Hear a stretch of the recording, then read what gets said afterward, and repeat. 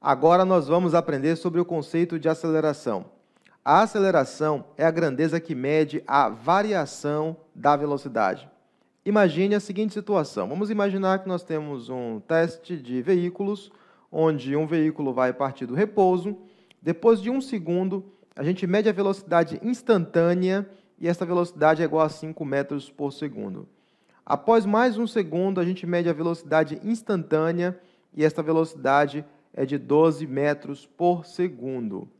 Ora, a gente observa que o valor da velocidade está variando. Está ao longo de uma linha reta, não muda a direção nem o sentido, mas o módulo da velocidade está variando. Sempre que a velocidade estiver variando, ou o módulo, ou a direção, ou o sentido, nós dizemos que tem aceleração. Este é um caso curioso que muitos estudantes acabam derrapando. Um problema diz que você pega uma pedra, amarra num barbante e começa a girar. Quando você gira, a velocidade é constante e vamos supor que seja igual a 10 metros por segundo. Lembre-se que a velocidade é uma grandeza vetorial, módulo, direção e sentido. Ainda que eu diga que o módulo da velocidade é constante, neste caso você observa que a direção da velocidade está mudando.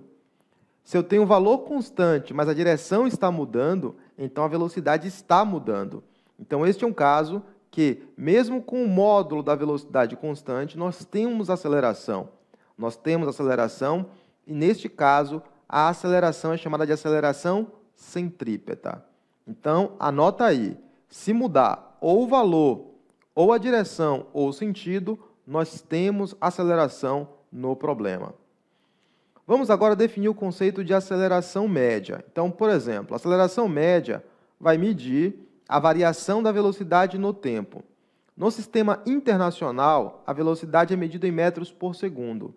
Tempo é medido em segundos. Então, a unidade que vai medir a aceleração, média, instantânea ou qualquer aceleração, vai ser o metro por segundo ao quadrado. Vamos agora tomar o nosso exemplo. Neste caso, neste problema, eu posso calcular qual é a aceleração média na primeira parte do percurso. Posso calcular quem é a aceleração média na segunda parte do percurso e posso calcular a aceleração média em tudo. Aqui no desenho eu vou apenas representar a aceleração média na primeira parte e na segunda parte. Para calcular a aceleração média, eu tenho que fazer ΔV dividido por ΔT. ΔV aqui é igual a 5 metros por segundo. ΔT é igual a 1 segundo. Então, na primeira parte, a aceleração média vai ser de 5 metros por segundo ao quadrado. Se eu repito o procedimento para a segunda parte, a aceleração média vai ser de 7 metros por segundo ao quadrado. Eu também poderia fazer a aceleração média no percurso todo. ΔV, 12, dividido por 2.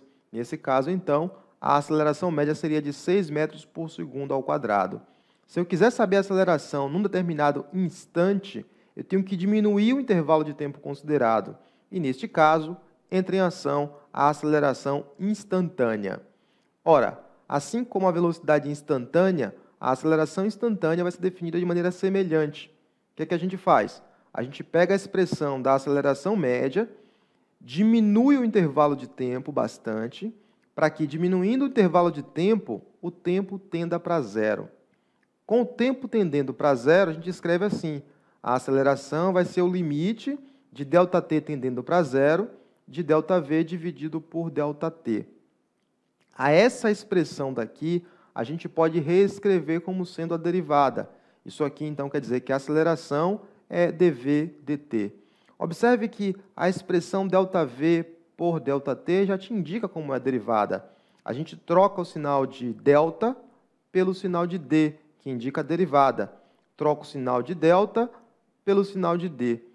O que quer dizer esse dt? Esse dt é um intervalo de tempo tão pequeno, mas tão pequeno, que a gente chama de intervalo de tempo infinitesimal. E este intervalo de tempo infinitesimal vai me permitir calcular a derivada da função naquele ponto. Sempre que pensar na derivada, pense em uma variação de algo que está acontecendo num trecho muito pequeno, que é o trecho que nós consideramos como sendo infinitesimal. Observe que a gente já tinha definido que a velocidade pode ser escrito como sendo a derivada da posição em relação ao tempo. É ΔX dividido por ΔT, mas se o tempo diminui bastante, isso se transforma na derivada. Então, velocidade é dx dt. Eu posso pegar esse dx dt daqui, que é a velocidade, e substituir aqui. Fazendo esta substituição, a gente encontra que a aceleração vai ser igual à derivada da velocidade. Quem é a velocidade? Dx dt. Então, vai ser a derivada da derivada. Isso aqui a gente vai escrever assim, ó. É d2x, que é a derivada segunda da posição em relação ao tempo. Uma notação mais elegante, muito comum da gente utilizar no nível superior. Agora, para a gente seguir, a gente vai interpretar o que significa a derivada nas situações de gráfico. Vamos construir o gráfico velocidade e tempo para algumas situações. O primeiro caso é este gráfico daqui. Observe que, neste caso, a velocidade não está mudando, ou seja, a velocidade é constante. Observe também que este gráfico não está inclinado. Ele não tem inclinação em relação ao eixo do tempo. Sempre que o gráfico não tem inclinação, significa que a aceleração é zero. Se não tem inclinação, a velocidade não está mudando. Se a velocidade não muda, não tem aceleração. Se não tem aceleração, a gente vai dizer que a derivada da velocidade em função ao tempo é zero, já que dv dt mede a aceleração. Então, observe que, neste caso, esta função representa uma função constante. E a derivada de uma função constante é igual a zero. Por quê? Porque não tem inclinação. E a derivada mede o quê? Mede a inclinação. Neste caso, como a aceleração é zero, nós temos velocidade constante. Este movimento nós vamos classificar como sendo um movimento retilíneo uniforme. E depois nós vamos detalhá-lo para você. Vamos agora falar de um próximo gráfico, que seria o gráfico onde a reta está inclinada em relação ao eixo do tempo. Este é um caso que a inclinação é constante. Quer dizer que, se você diminuir bastante o intervalo de tempo aqui, ou aqui, ou aqui, ou em qualquer ponto, você vai encontrar sempre a mesma inclinação. Se você encontra a mesma inclinação o tempo todo, significa a inclinação é constante. Se a inclinação é constante, a aceleração é constante. Quando você fizer a derivada da velocidade em função do tempo, você vai encontrar um número, um valor constante. E este caso é um caso que o módulo da velocidade varia, mas não varia de qualquer maneira. O módulo varia uniformemente. Este caso é o caso que a gente vai classificar como sendo um movimento retilíneo uniformemente variado, e também eu vou detalhar para você mais à frente. Vamos agora para o último caso, que seria considerar a velocidade variando de qualquer maneira. Olhando para esse gráfico, você não pode dizer que a aceleração é zero ou que a aceleração é constante em todo o percurso. Isto porque a inclinação está mudando muito. Então, observe que daqui até aqui temos uma inclinação muito alta, indicando que tem uma aceleração alta aqui, provocando esta variação de velocidade. Quando chega aqui no ponto mais alto, se você fizer a análise do tempo tendendo para zero, você vai observar que aqui a aceleração vai tender para zero. Isto porque a derivada da função neste ponto aqui vai ser igual a zero. Depois, você observa que a velocidade começa a cair.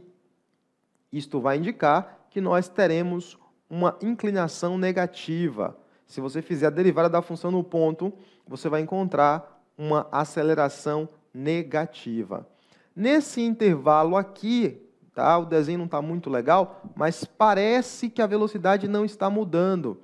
A velocidade ela é aproximadamente constante. Se a velocidade é constante, observe que este trecho aqui não está inclinado em relação ao eixo do tempo. Isto quer dizer que, neste trecho daqui, a aceleração é nula. E depois, observe que a velocidade volta a cair até aqui em módulo, indicando que, nesse trecho aqui, há uma aceleração negativa. Passando daqui, a aceleração também continua negativa, mas a velocidade, o valor dela, passa também a ser negativo. Então, daqui para aqui, ele está desacelerando, reduzindo o módulo da velocidade, mas quando passa daqui para baixo, o módulo da velocidade passa a aumentar. Ele passa a acelerar. Como assim acelerando se a minha reta está apontando para baixo? Nos exercícios a gente vai discutir isso com mais detalhe, mas é fácil perceber que aqui a velocidade é nula e depois o módulo começa a aumentar em módulo. A aceleração fica negativa, mas a velocidade também fica negativa. Quando aceleração e velocidade têm o mesmo sinal, nós temos um movimento acelerado. O módulo da velocidade está aumentando com o tempo. Eu espero que os conceitos principais tenham ficado bastante claro. Para melhorar, precisamos fazer o quê? Precisamos praticar. Precisamos fazer exercícios para que esses conceitos fiquem cada vez mais sólidos na sua mente. Então, vamos agora ao nosso próximo tópico.